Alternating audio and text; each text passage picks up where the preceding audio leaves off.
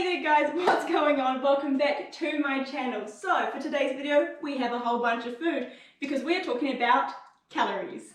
In particular, we're looking at 200 calories of different types of food with different types of macronutrient content in them. So before we get on to talking about these foods, make sure you go and like the video and subscribe to my channel so you don't miss any more interesting nutrition videos just like this one. So anyway, let's get into the video.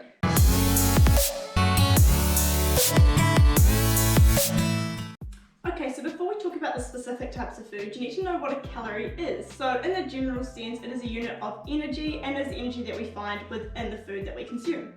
If you want to be a little bit more scientific, it is the heat needed to raise the temperature of 1 gram of water by 1 degree Celsius.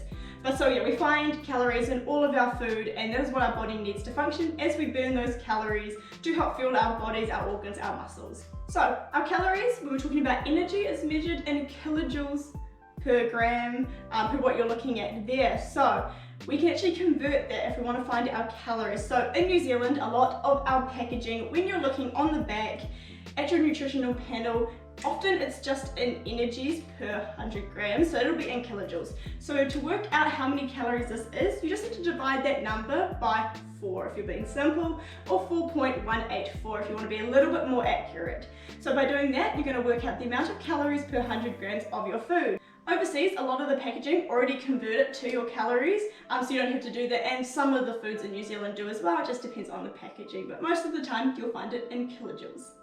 Okay, so breaking down our calories a little bit further, we have 3 main macronutrient groups. That is our proteins, our fats, and our carbohydrates. And now these all have different Atwater factors. Now this might start to get a little bit complicated, but trust me, it's not as hard as it seems. So our Atwater factors is the amount of calories there are per gram of food. This can also be in kilojoules per energy. So when we learn in our nutrition classes, we learn our Atwater factors by kilojoules of energy, but I have converted them to calories for you guys. So our protein and our carbohydrate, they are both 17 kilojoules of energy per gram of the food, which is equivalent to 4 calories per gram. And then when we look at fats, that's a little bit higher. We're looking at 37 kilojoules per gram, which is the equivalent to 9 calories per gram of food.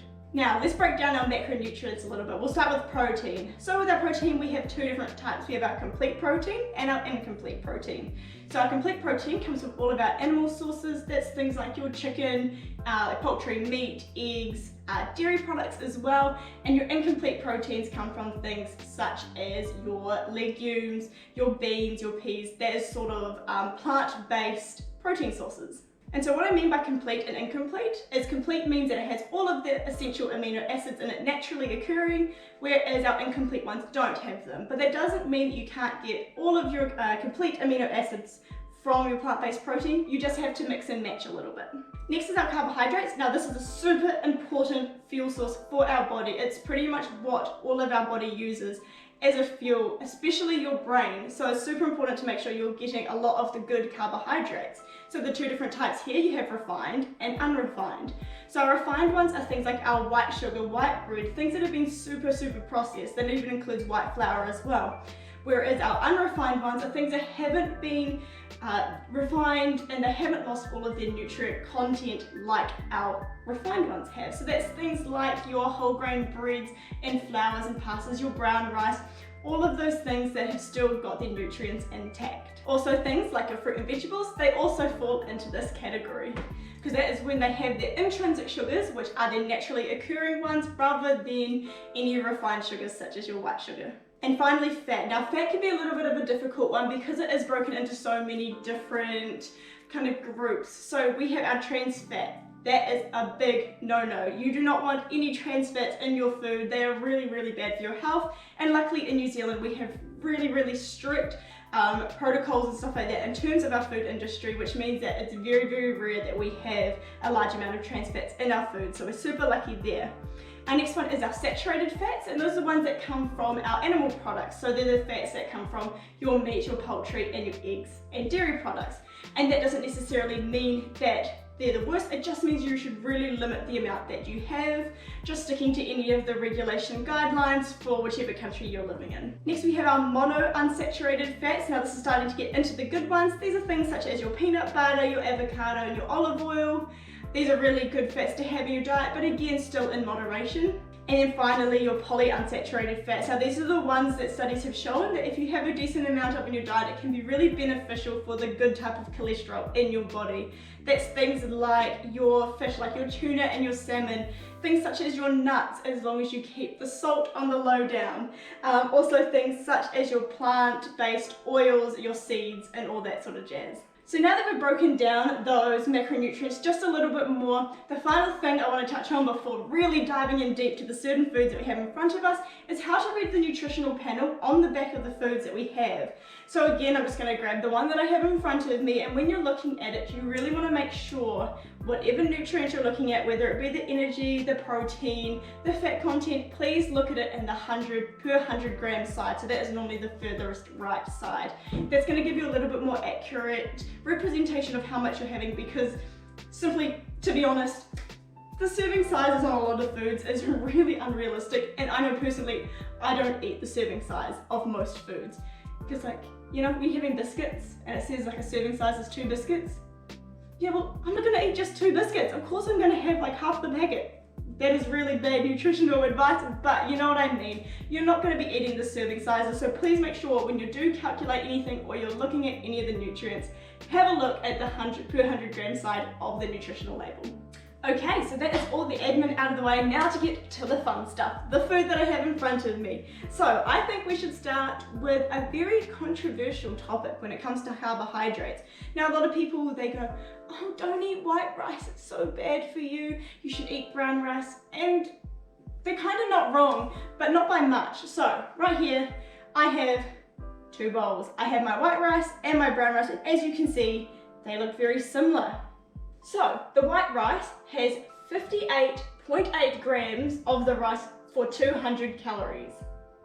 The brown rice for 200 calories is 53.8 grams. So there is literally a difference of 5 grams for the 200 calories, which means that in terms of how much you actually get to eat, they're very, very similar. Now, the reason why they say brown rice is better is not because you get to eat more of it, but it is because it is not stripped of the vital nutrients that our body needs, and the most important one here is fiber. So with our brown rice, you have just under 2 grams of fiber for the 200 calories, whereas for these 200 calories of white rice, you have about 0.49 grams of fiber. So there is quite a big difference, and fiber is something that we all don't get enough of in our diets. So by swapping your white rice to brown rice, yes, you still get to eat about the same amount, but you get the better nutrients in it, so it's probably better for your body in the long run. Now, comparing that to pasta, I just have pretty much the cheapest pasta I could find in the supermarket. And again, this is only about 53 grams for 200 calories, so you're looking at exactly the same as your rice, but this one is more comparable to the white rice. It is low in your extra like micronutrients such as fiber, because it is a refined pasta. Now let's compare that to another type of carbohydrate. Here I have a very popular breakfast option, which is our rolled oats. Now rolled oats, these are literally, that's all they are. They haven't been refined at all, so they are definitely a super good option for breakfast. In this bowl of rolled oats, we have 200 calories, which is 53.7 grams. And in this very small amount, we have 6.34 grams of fiber, which is incredible for the small amount that you get. Hence why this is such a great breakfast option, because it is super high in fiber. Yeah, it's just a great option.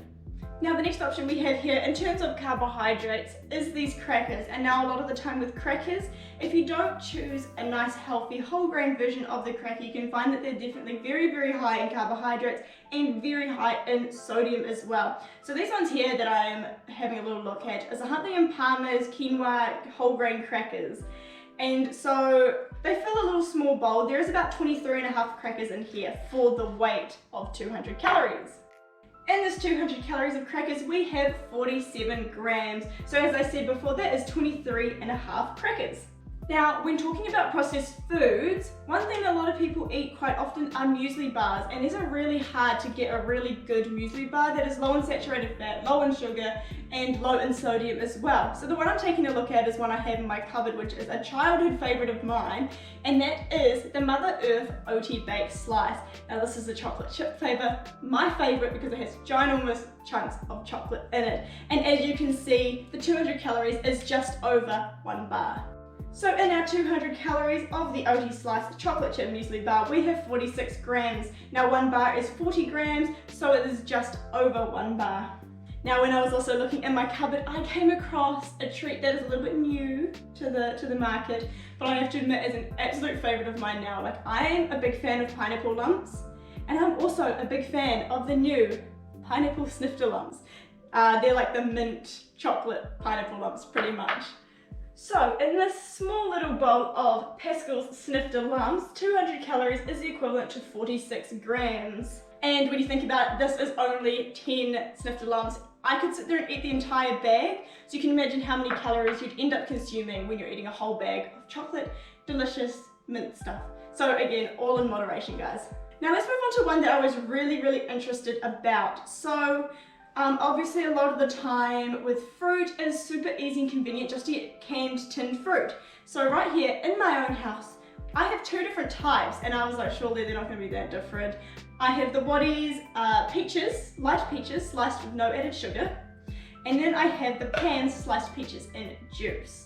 And so now for the purpose of this, I'm assuming that you're not going to cut out any of the juice, you're not going to strain it off, you're just eating it as is from the tin. Starting with our no added sugar ones, which is the ones I have in the bowl right here. This is the 400 gram tin, and to eat 200 calories, you would need 990 grams of these peaches. Now when we think about the fact that a can is 400 grams, it means that we're eating over 2 whole cans of tinned peaches just to meet our 200 calories. You may think, well, like, that's a lot of food, and realistically it is, because simply these peaches, they're just peaches. They haven't had anything added to them, no extra sugar, no syrup, no juice, none of that. So it's pretty much as if you were just eating a couple of peaches yourself, just in the convenience of a tin. But yes, so to meet 200 calories, you need to eat over 2 tins. Now, in comparison to the sliced peaches in juices, you might think, surely there's not that much of a difference, it's only the added juice. But believe it or not, that added extra sugar from the juice has significantly decreased the amount that you can eat for 200 calories. So, 200 calories, 435 grams, which is pretty much your tin. This is the 400 gram tin, you'd just be eating a little bit over 1 tin. Now, it's quite often these days that people are less likely to drink normal cow's milk, so I thought I'd do a little bit of a comparison between cow's milk and almond milk. So, starting with our cow's milk on this side, we just have this glass right here, which is 200 calories. In this 200 calorie glass, we have 328 mils. In comparison, a standard glass is normally around 250 mils, so you're getting more than 1 standard glass for 200 calories there.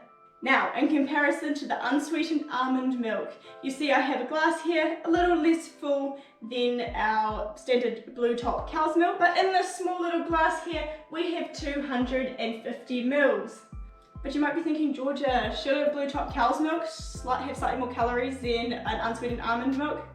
Well, you'd be right, because for 200 calories of unsweetened almond milk, you'd need to consume this whole amount. You'd need to consume 1.25 litres of almond milk to reach 200 calories. So that does show that if you're actually really thinking about your caloric intake, having some sort of plant-based milk is definitely going to be lower in calories than the basic blue top cow's milk. But if you do want to keep drinking cow's milk, just drop down to maybe a light one, maybe the light blue or a trim green top cow's milk. And if you are drinking plant-based milk, I would highly recommend going with soy milk because it is probably the closest equivalent to cow's milk in terms of its protein content, which is super important, the protein that you get from your cow's milk. Also make sure that any plant-based milks that you get are also fortified or have the added calcium, just to make sure you're not missing out on those important nutrients. Now let's do some comparisons of some different types of fats. So I have some Pan's smooth peanut butter, I have some salted peanuts, and then I also have some avocado. Now the fats that I've chosen, they are poly and mono unsaturated fats, so they are your better fats for you. but that doesn't mean you can eat them in vast quantities. Because of our Atwater factors that I told you at the start, it does mean that our fat is more nutrient dense per gram. So it means that you can't eat as much as you could, say, protein or carbohydrates, depending on which ones you're eating. You are going to be eating in less amount, but you are going to be getting those good healthy fats if you're eating the right ones. So let's start off with salted peanuts. So for our salted peanuts, 200 calories, you're going to be eating 31.4 grams. Now, when you're looking at that bowl, that is a tiny amount that could probably just fit into the palm of my hand. So let's compare that to peanut butter. In this small bowl of peanut butter here, 200 calories is 29.4 grams, which is the equivalent to just under 2 tablespoons. So when comparing these two, they are very, very similar. There is, I'm pretty sure, added salt in that peanut butter, which is not ideal if you're looking for peanut butter. Try go the no salt added, it's definitely more beneficial for your health. And then you've got the nuts, which are roasted with salt on them as well. So as you can see, you're not eating a lot. It's a very small amount for a very high amount of calories in comparison to, say, the milk or the cans of peaches. So now let's move into the avocado. This is a very popular food that people think because it is a fruit, you can just eat a whole heap of. And now you can eat a little bit more than, say, other unsaturated fats, but you still can't eat a lot. In this small bowl of avocado here, for 200 calories, we have 78 grams. So now for me, this would be perfect just to go on maybe a couple of slices of toast, but I don't know about you guys, I could probably eat a whole avocado in a day. And when you think about that from the avocado was probably just over a quarter of it, maybe about a third of the whole avocado. So when you're consuming a whole avocado in a day, you are actually eating a lot of calories. They're good for you. Make sure you are eating them. They've just got super awesome fats that are really good for your HDL, which is your good lipid cholesterol in your body. But just remember, they do need to be in moderation. And that brings us to our last ones on this side over here, which is our proteins. So I know that a lot of people, especially when it comes to sports and nutrition, they take protein powders. I do too. So this one I've got here is the Optimum Nutrition Chocolate Whey Protein Powder. It's great. I would recommend. This bowl here for 200 calories has 51 grams. And now super important to remember that protein powder is a supplement, so making sure that you are having good protein in your diet coming from normal food sources before you start attempting to add some protein powder into your diet. That said, chicken. So I've done the calculations for chicken breast and I apologize, I thought it was chicken breast that I had in the fridge. It is chicken thigh. But for 200 calories of chicken breast, that is 148 grams. So taking that into comparison for your actual protein intake, this here would be about just over 31 grams of protein itself in this chicken. So it's a decent amount of protein coming from 200 calories worth of the chicken. So that is all the foods I have to compare. It's a lot to take in, I totally understand that, but if you have any other questions, feel free to ask me. Just send me a DM, drop a comment below on this video and I'm more than happy to ask. Now my final point here is that you don't need to track your calories. This video is simply just a representation of what these things sort of look like so that you can get an idea of when you're eating your own foods around about how many calories you're eating. By no means do you have to calorie count. It can be a very dangerous thing for some people and it is something I'd only recommend if you've talked to your GP or potentially a dietitian as well. And now I am only a nutrition student, so don't take my word as law. I don't have my degree yet, but I'm in my final year, so I like to think I know a little bit about what I'm talking about. Anyway, I really hope that this video helped you guys kind of get an idea of what 200 calories of different foods look like and the reasoning behind why you may be able to eat a little bit more of one thing, a little bit less of another with those Atwater factors. So, thank you so much for watching. Make sure to like the video, make sure to subscribe, and come back for another video. I hope to see you guys next time.